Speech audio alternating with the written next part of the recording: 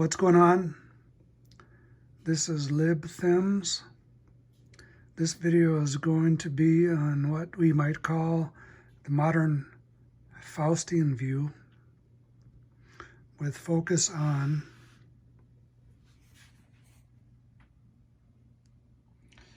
abioism as found in these books as compared to the terminological idiocy that's found in these books as compared to the turning point idea mindsets as found in these books as compared to the so-called founding fathers' intellects as found in these books.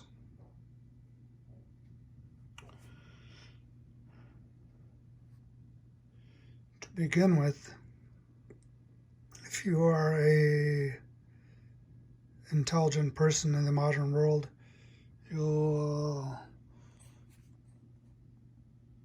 want to grapple with your existence, and you might come to books such as these and you will pull out or read through a book on the thermodynamics in biology. And from the get-go, you'll be confronted with this three-letter word, bio,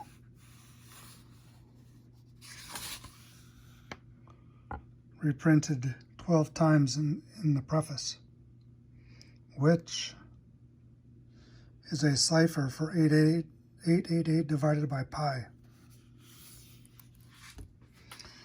Now, as this has been decoded per alphanumerics, 888 divided by pi is the eighth column of the periodic table of letters. The sum of 8 plus 80 plus 80 divided by pi gives you a bios.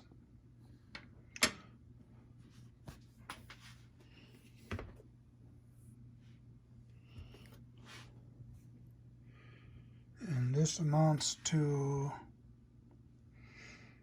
a dividing point which does not hold in modern physical chemical thermodynamics. So if you go to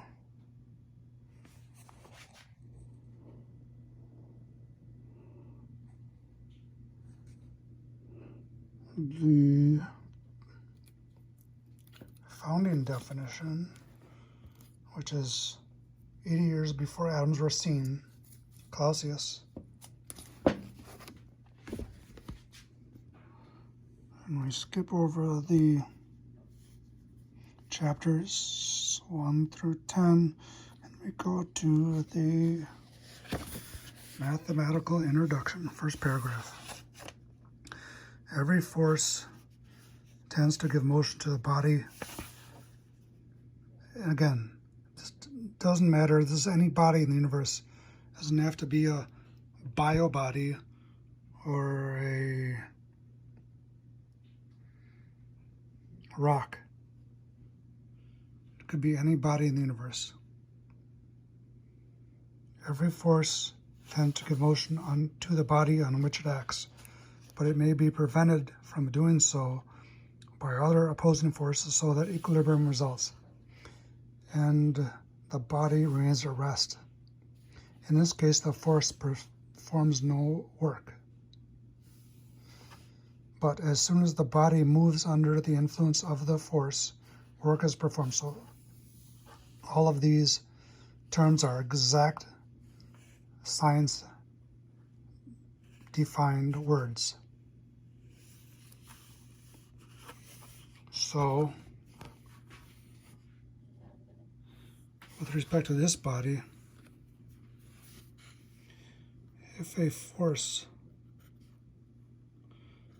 pushes or causes this body to move,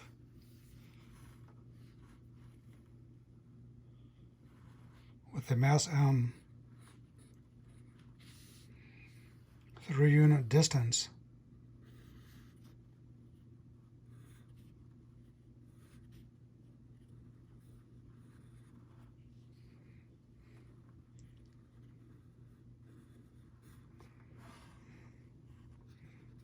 this is letter D here. Then we have work equals FD. And this is measured in units of joules.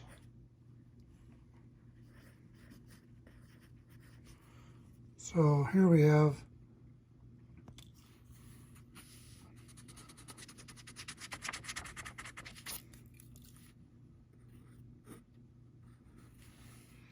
the modern view of the universe.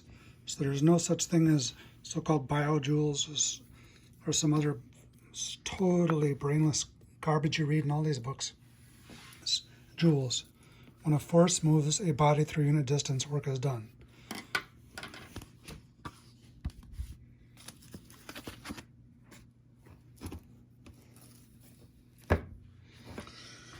And then we come to the turning point books. So notice here that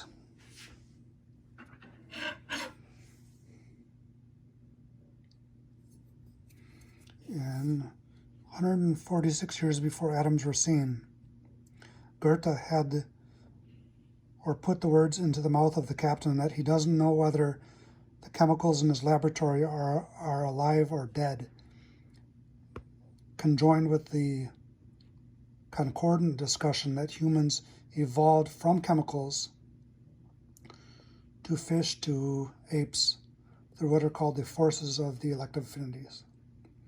Then we go to 30 years before atoms were seen, where Lotke says that anyone who attempts to define, in his book called The Elements of Physical Biology, a living thing according to physics or chemistry is hunting for a Jabberwock. Then we come to Sherrington's book Man on His Nature, which originated from a lecture given in 17 years before atoms were seen, where he specifically states that physics and chemistry cannot define life. Now, Sherrington's Man on His Nature is the only book aside from Holbach's System of Nature that has ever given me a mindfuck.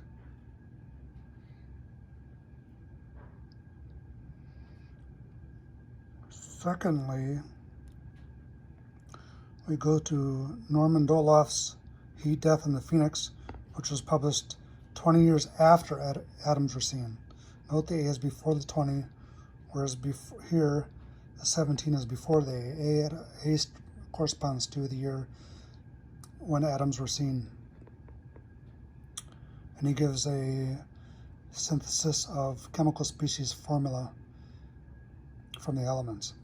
And then, of course, we get to Crick's of Molecules and Men, published in the year 11 years after atoms were seen, where he specifically says we should abandon the word alive. So these are 5 people who use their brains. They're not just mindless people who are just publishing books because they're getting paid. Now, when I say mindless, I don't want to covet this comment with the fact that Chomsky is intelligent, and Leninger, he's semi-intelligent too.